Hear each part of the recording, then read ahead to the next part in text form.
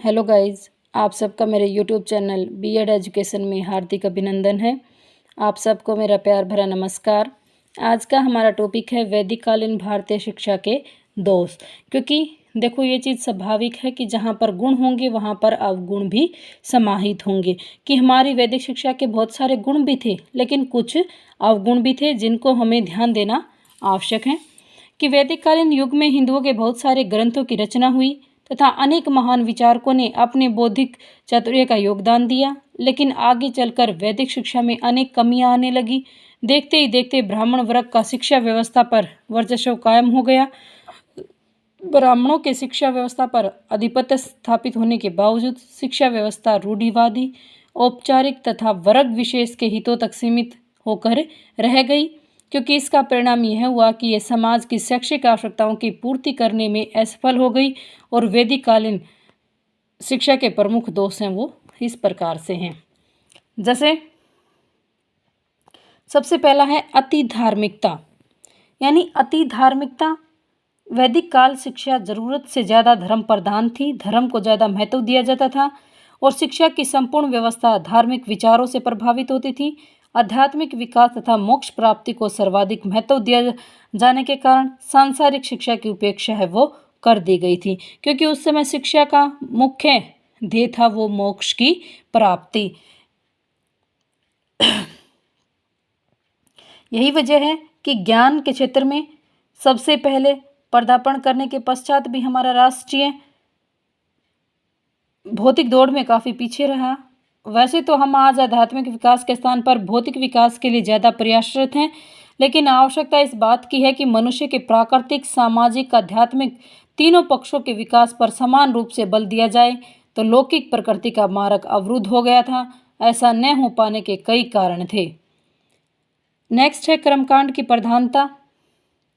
यानी वैदिक कालीन शिक्षा में छात्र प्राय धार्मिक ग्रंथों, कर्मकांडों का अध्ययन करते थे। उनका अधिकांश समय कर्मकांड में व्यतीत होता था, लेकिन आगे चलकर कर्मकांड जनता के लिए अर्थहीन हो गई, यानी उनका कोई भी महत्व नहीं था।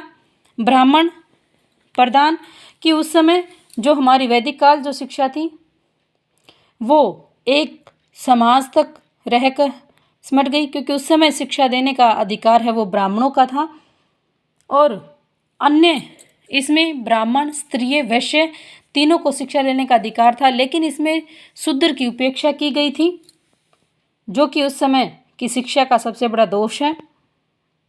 धार्मिक तथा बौद्धिक कार्यों को जरूरत से ज़्यादा महत्व दिया जाता था और इसी वजह से हस्तकार्य उपेक्षित होने लगे और इसके फलस्वरूप आर्थिक तथा औद्योगिक प्रगति में काफ़ी बाधा है वो पड़ने लगी। स्त्री शिक्षा का अभाव। यानी प्राचीन भारत में पुरुषों के समान स्त्रियों को भी शिक्षा प्रदान करने का अधिकार था, प्राप्त करने का अधिकार था, लेकिन कालांतर में स्त्रियों की शिक्षा की उपेक्षा होने लगी और ऋषियों के गुरुकुलों में लड़कियों की शिक्षा के लिए कोई प्रबंध नहीं होता था। बाद में ऐसा प्रतीत होने लगा कि प्राचीन शिक्षा का प्रबंध केवल लड़कों के लिए ही किया गया था। यानी इस व्यवस्था में लड़कियों का कोई विशेष स्थान है वो नहीं दिया गया था। गुरु प्रधान शिक्षा कि उस समय गुरु को ज़रूरत से ज़्यादा महत्व दिया जाता था। आधुनिक शिक्षा सिद्धांत ये कहते हैं कि सर्वोच्च महत्व छात्र का होना चाहिए, शिक्षक का नहीं। जबकि उस समय वैदिक काल में गुरु प्रधान है वो शिक्षा थी। शूद्रों की शिक्षा का अभाव कि उस समय ब्राह्मण, शूद्रों को शिक्षा का अधिकार नहीं था। ब्राह्मण, वैश्य और स्त्रीय इनको शिक्षा लेने का अधिकार था। ब्राह्मणों को शिक्षा लेने का अधिकार नहीं था। उस समय शूद्रों को निम्नतम दर्जा दिया गया था, उन्हें हीन दृष्टि से देखा जाता था और शूद्रों के लिए शिक्षा के द्वार बंद थे और ऐसा उनके प्रति अन्याय का परिचायक था। नेक्स्ट है शिक्षा राज्य का उत्तरदायित्व नहीं था। कि उस समय शिक्षा वो किसी राज्य का उत्तरदायित्व नहीं था, बल्कि शिक्षा देने का कार्य है वो गुरु का था। इसका नियंत्रण व्यक्तिगत हाथों में था और इस शिक्षा पर गुरुओं का पूर्ण अधिकार होते हुए शिक्षा का कोई सर्वमान्य स्वरूप विकसित नहीं हो सका। शिक्षा का माध्यम संस्कृत होने के कारण जनसाधारण की शिक्षा की पूर्ण उपेक्षा की गई और प्राचीन शिक्षा प्रणाली जनसाधारण की शिक्षा का विकास करने में असफल रही। लेखन की उपेक्षा कि उस समय शिक्षा थी वो मौखिक थी कि सिर्फ उपदेशों के माध्यम से ही शिक्षा है वो दी जाती थी, कि जो उपदेश दिए, जो ज्ञान अध्यापक ने छात्र को दिया वो सिर्फ बोल कर देता था और छात्र उसको सुनकर उसको कंठस्थ यानी उसको याद करके है वो उसका सुमरण करता था, तत्पश्चात उसका चिंतन करता था, उसकी वास्तविकता को समझता था। लोक भाषाओं की उपेक्षा की गई क्योंकि उस समय शिक्षा का जो माध्यम था वो संस्कृत था। अन्य भाषाओं की उपेक्षा की गई। वैदिक काल में केवल संस्कृत भाषा में ही अध्ययन तथा अध्यापन प्रचलित था। इसी कारण से लोक भाषाओं की प्रगति रुक गई और उनकी शिक्षा प्रणाली में कोई स्थान नहीं था।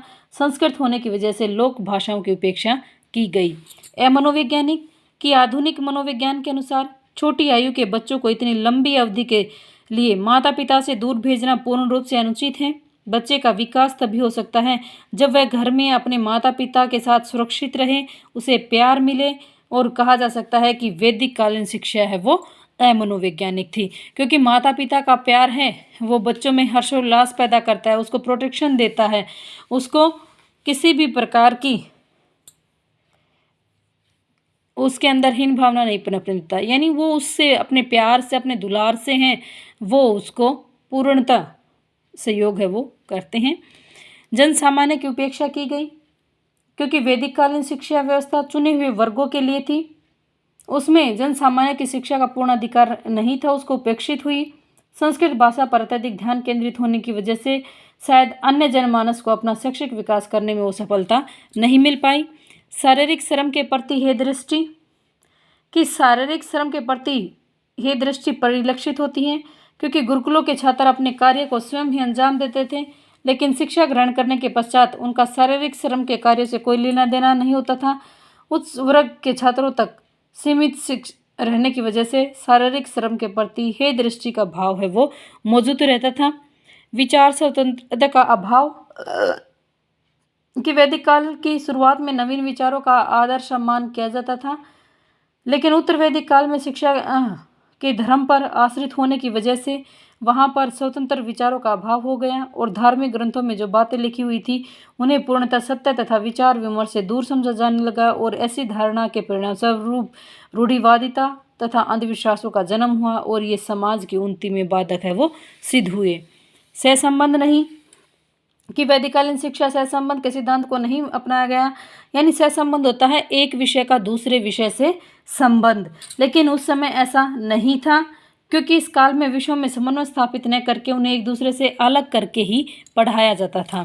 कि उपसंहार यानी निष्कर्ष या कैंकुलजम कि निष्कर्ष रूप से कहा जा सकता है कि वैदिक कालीन शिक्षा प्रणाली उस समय की श्रेष्ठतम प्रणाली थी। वास्तविकता यह है कि वैदिक शिक्षा ने भारतीय संस्कृति के निर्माण तथा विकास में महत्वपूर्ण योगदान दिया। उपरोक्त दोषों के कारण वैदिक कालीन शिक्षा समाज की तत्कालीन आवश्यकताओं तथा परिस्थितियों पर खरी न उतर सकी, धीरे धीरे पतन की ओर बढ़ने लगी और इन दोषों को दूर करने के लिए यथासंभव प्रयास किया गया होता तो आज हमारी वैदिक शिक्षा प्रणाली ऊंचाइयों को छू सकती थी, यानी आसमान को छू सकती थी। फिर भी वैदिक शिक्षा प्रणाली के कुछ तत्व जैसे निःशुल्क शिक्षा, व्यापक उद्देश्य, विस्तृत पाठ्यक्रम, गुरु शिष्यों का अनुशासित जीवन, गुरु शिष्यों के बीच मधुर संबंध, आदर्श दैनिक जीवन, छात्र जीवन संबंधी नियम, बाह्य नियंत्रण से मुक्ति आदि इस काल की शिक्षा की उपलब्धि को वर्णित करते हैं और अपनी श्रेष्ठता के कारण से ही शिक्षा ऋग्वेद काल से आरंभ होकर अनेक विभिन्न परिस्थितियों के दौर से गुजरते हुए ब्रिटिश काल तक आते आते अपने अस्तित्व को बचाने में कामयाब रही। यानी हम कह सकते हैं कि हमारी वैदिक शिक्षा में हमारी आज की आधुनिक शिक्षा की नींव है वो वैदिक शिक्षा से ही है, क्योंकि आज भी बहुत सारी चीज़ें हैं जो हम वैदिक काल में जिनका अनुसरण करते थे आज भी हम उनका प्रयोग करते हैं। Thank you guys. प्लीज़ मेरे चैनल को लाइक करना, शेयर करना व सब्सक्राइब करना।